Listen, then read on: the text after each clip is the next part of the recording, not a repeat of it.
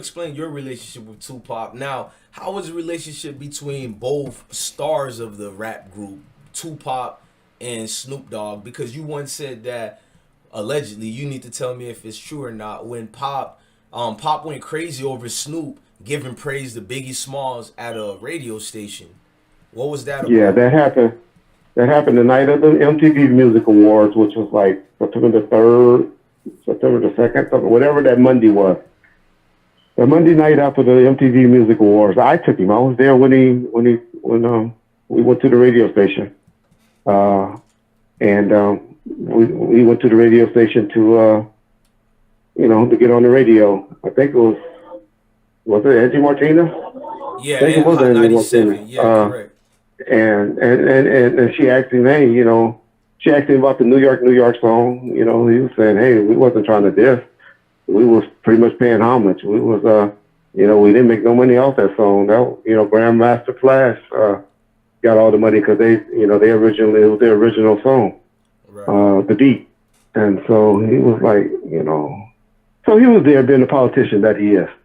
And he was pretty much saying, I don't have no problem with Biggie. I don't have no problem with Puffy. I would work with them.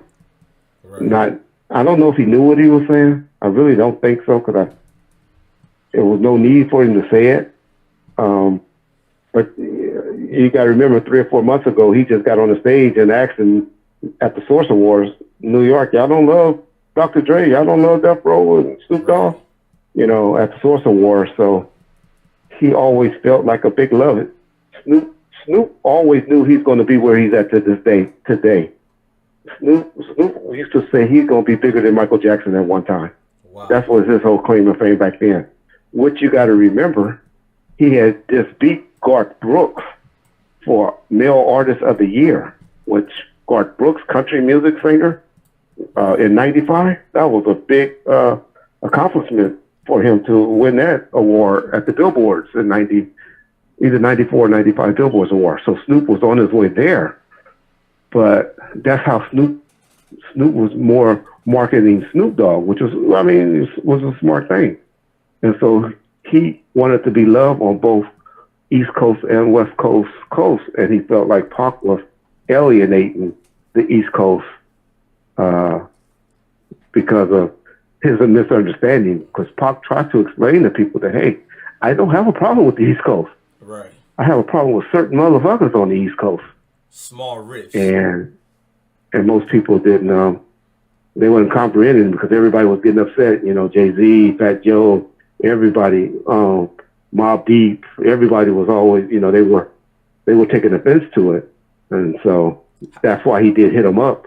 And he named the people that he had a problem with to try to even clarify it there. And Bad Boys. I don't know when you to tell me. Can you tell us about the alleged bounties of the Snoop Dogg? I mean, not the Snoop Dogg allegations, but Diddy putting a bounty on Death Row Change and incidents that surrounded during that. Can you give us insight? What was going on during those days when the alleged bounties and all that, and how hectic and now I'm not gonna say scary, but dangerous it could have been or already was. Yeah. Okay. Well, you got to remember, we thought we was untouchable. We started calling ourselves the Untouchable Death Row for a minute. Right. But we did something with Suge was having a relationship with Misa, which was Puffy baby mama. Shit, And who did shit he not came in sleep town. with? She came in town. There's a picture out there where we had Puffy's son holding up a Death Row chain. I think it was Justin, whichever is this Misa kid, holding a Death Row chain. Right. And so that hurt Puffy, which would have hurt me. And so Puffy wanted a Death Row chain to put in one of his music videos or for some reason. And so he put a bounty out there, to get the chain. Orlando Anderson and them saw them because they were cool with they were from Southside Crips. Right. It was about 3 or 4 of them or maybe 5 at a footlocker in Compton. You already got this blood and Crip thing, so they probably would have been fighting even if they didn't have a Death Row chain on, just because of the neighborhood stuff that we got going on. Right. And they saw each other at the footlocker, and a fight broke out. Some people said he took the chain, and that Trayvon didn't lose his chain. They just tried to take the chain, and it was a big fight, and they held the chain. I mean, this happened. This is the footlocker incident. Yeah, that's the few months later. One. That's what caused Trayvon to see the guy. He says his story is that he went and was talking to his big homies, talking to everybody that was in there. Not like people put out that he whispered in Pac's ear. He said, no, I didn't go whisper in Pac's ear.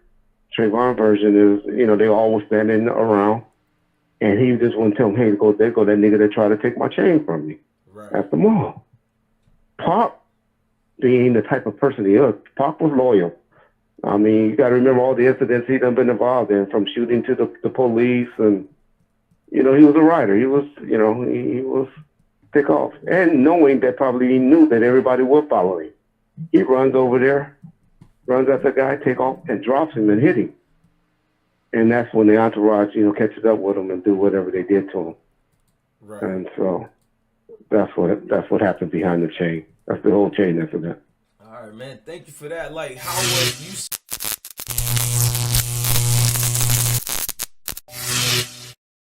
Is out with your plan? Y'all push a nigga fake. Bitch, I hang around them Haitians. Pull up on you, tie your kids up, pistol whip you while your bitch naked. Come on, man, Seb.